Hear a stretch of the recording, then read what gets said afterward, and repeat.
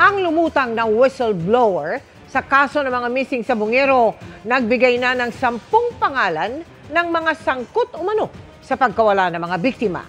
Ayon po yan kay Justice Secretary Jesus Crispin Remulla. Sabi pa raw sa kanya ni alias Totoy na isa sa mga akusado sa kaso, hindi lang 34 na sabungero ang nawawala, kundi maaaring umabot pa sa 100. Nakatutok si Salima Refran. Ang lumutang ngayong whistleblower sa kaso ng mga missing sabungero na si alias Totoy, nakausap na raw noon ni Justice Secretary Jesus Crispin Remulla. Sabi ni Remulla, sinabi sa kanya ni alias Totoy na mas marami pa raw ang biktima sa naiulat na 34 na missing sabungero. Bago pa mag-eleksyon, nakausap ko na.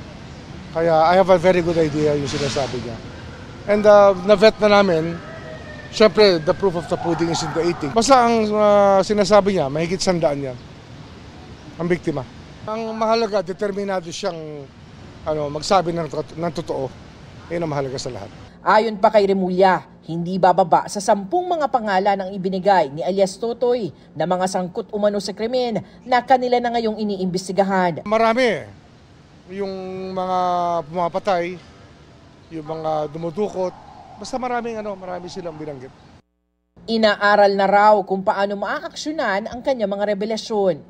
Sa panayam ng GMA Integrated News, sinabi ni alias Totoy na itinapon umano sa Taal Lake ang mga labi ng mga pinaslang na sabungero. Titignan natin kung kaya natin i-recover yung kahit na ilang human remains o kaya mga buto-buto sa Taal Lake. Ikinakasa naman ang interagency search effort para mahanap ang mga labi. Pati Coast Guard, susubukan natin kunin para yung diving team nila, tsaka Navy. Kasi mabigat na diving to, freshwater to eh. Hindi to basta-basta. Technical divers talaga kailangan natin. Ang Philippine Navy at ang Philippine Coast Guard, handa rin daw tumulong. We have all the equipment, we have the skills to conduct all types of diving operations. Kabilang sa mga nawawalang sabongero ang online sabong agent na si John Ver Francisco at kaibigan nitong si Frank Tabaranza.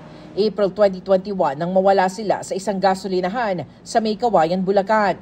19 na sabongero naman ang nawala sa iisang sabungan sa Santa Cruz, Laguna mula April 2021 hanggang January 2022. Kabilang dyan ang nahulikam na nakagapos na si Michael Bautista na nawala noong April 28, 2021. Ang magpinsang sina Maison Ramos at John Paul De Luna na 14 at 18 anyos lang noon, nawala rin noong December 29, 2021 matapos sumama sa mga mananabong. At Eric Legaspi at mga kasama na nawala noong May 11, 2021. Nag-sideline lang po siya magpatuka ng manok. Sa po na yung pamangkin ko nag-aaral para sa maabot yung pangarap niya. Hindi na po niya maaabot kasi po nawala po siya nang hindi namin alam. Hinahanap po talaga namin yung hustisya kung sino pong ang nagpadukot sa kanila, kung sino mastermind. August 30, 2021 nang dukutin sa kanyang bahay sa San Pablo, Laguna ang master agent na si Ricardo Lasco.